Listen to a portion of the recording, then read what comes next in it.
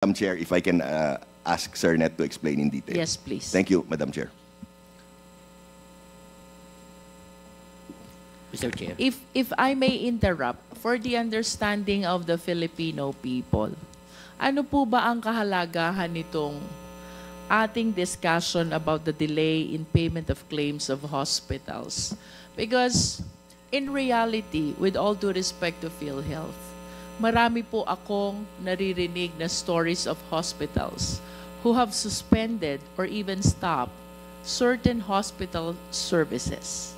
For some, they fully closed. And I even heard stories about employees, health workers, who were dismissed because of issues of delay in the payment of claims.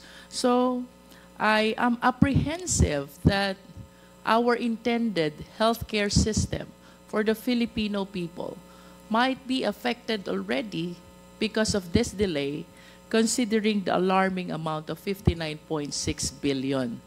Of course, we acknowledge na nakasandal din po, umaasa din po ang ating mga hospital dito sa claims na natatanggap nila from PhilHealth. And if they will be suffering from delay in the payment of claims, chances are baka ma-derail po yung services, just like what happened to other hospitals who have stopped already certain services, and for some, they even fully closed, no? So, for the viewing public, nais po nating malaman ano ang kaugnayan nitong 59.6 billion na pending claim with respect dito sa mga hospitals na naririnig nating tumitigil yung ibang hospital services or yung iba ay totally nagsasarado na. How true na may kaugnayan ang delay ng payment ng claim sa mga nangyayaring ganito sa ating mga hospital? Mr. Limsiaco, please.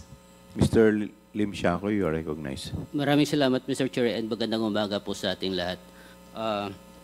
To address po the question, may I request to please flash the slide, Mr. Chair? Mayroon kaming presentation material para ma-explain po namin. Comsec, may I request the Comsec to please... Ayan, ito na po ba? Mr. Chair, I wish to request Mr. Limsiaco as well to kindly laymanize the presentation of PhilHealth so our fellow Filipino citizens will understand and somehow they will appreciate what is going on if they are encountering the consequences of the delay that we are talking about. Thank you. Maraming salamat, Mr. Chair, Honorable Luestro. Now, in terms of the turnaround time po, when you say turnaround time, ito po yung bilis ng pag-process ng PhilHealth ng claims from receipt, pag-receive ng PhilHealth po, hanggang sa pagpapalabas ng cheque, bayad sa ating mga ospital. Ito pong graph na ito, nagpapakita po that year 2018 papunta year 2024, yung bilis o yung oras, yung araw ng pag-process ng PhilHealth po. Kung makikita po natin in the year 2021, pababa na po yung trend ng turnaround time. Ibig sabihin po, in the year 2024, as mentioned po, ay nasa 23.35 days po yung ang araw ng pag-process po ng PhilHealth. Now, ito po nagpapakita yung instruction ng PCEO Ledesma po na ayusin yung sistema sa pagbayad na mabilisan po.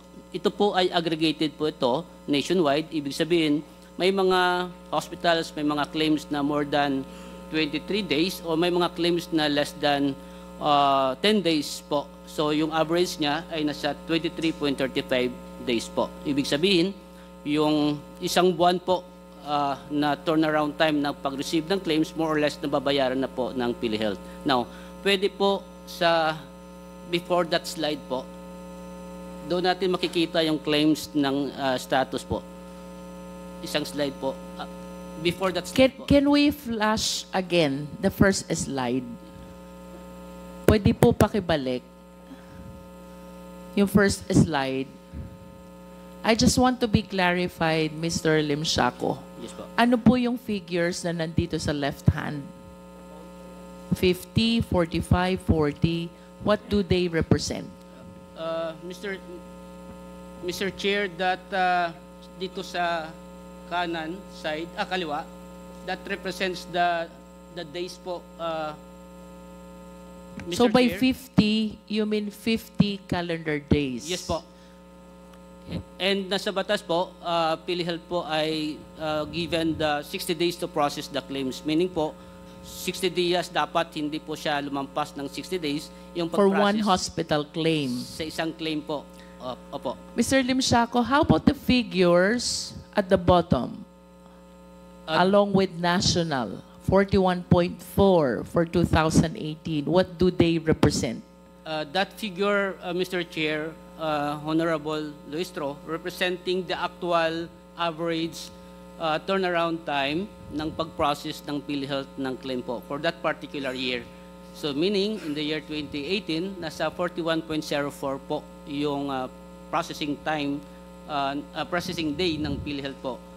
So forth and So so the on. average number of days for all the claims that were facilitated is 41.04 number Yes. of days. Yes po, Mr. Chair, Honorable Luistro po. In other words, the one on the left hand is the actual number of days, and the one at the bottom is the average number of days. Mr. Chair, Honorable Luistro, itong sa baba po, yun na yung pinaka-absolute na average turnaround time po natin. And then dito po sa kaliwa, naka-range po siya ng +5, meaning kung sabihin natin 41, nasa 41.04 in the year 2018, nasa 40 po, nasa 40 po yung bar natin. But that represent the number of days as well. Yes po, Mr. Chair, Honorable Luistro po.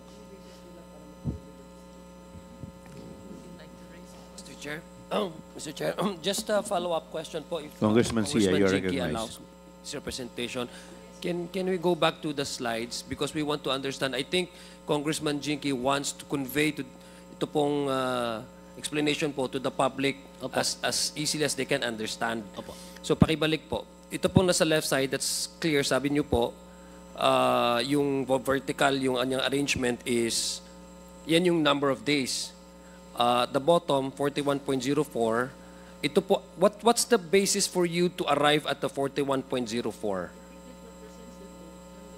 The total of Yes po. the total number of payments, the The total average, aggregated average po ng claims na the amount of pumapasok kay claims that PhilHealth. you need to pay The out. number po and the processing po ng claims po natin. Meaning, ito po, kumbaga naka-range po tayo sa vertical. Ito po yung 41.04, 22.79. Ito na po yung actual na turnaround time po on that particular year. Na umabot sa ng 41.04 and bumaba sa ng 22.79. In the year 2019, that is the pre-COVID stage.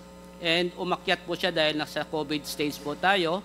And post-COVID po, dahan-dahan na po siya na bubaba naman until sa 2024 po na operation na pinipilit po ng korporasyon na ibaba pa yung turnaround po ng pagbayad ng claims sa ating mga hospitals and facilities po.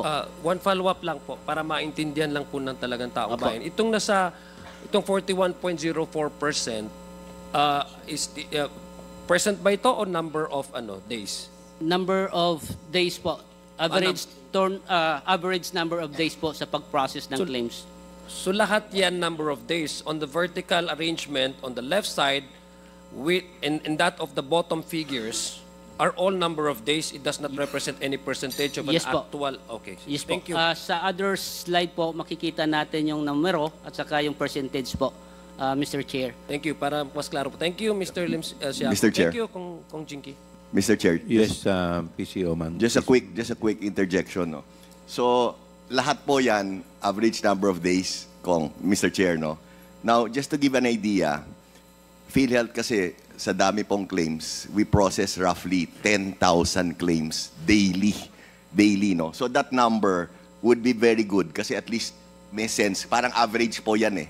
per year. So parang may sense, yan yung number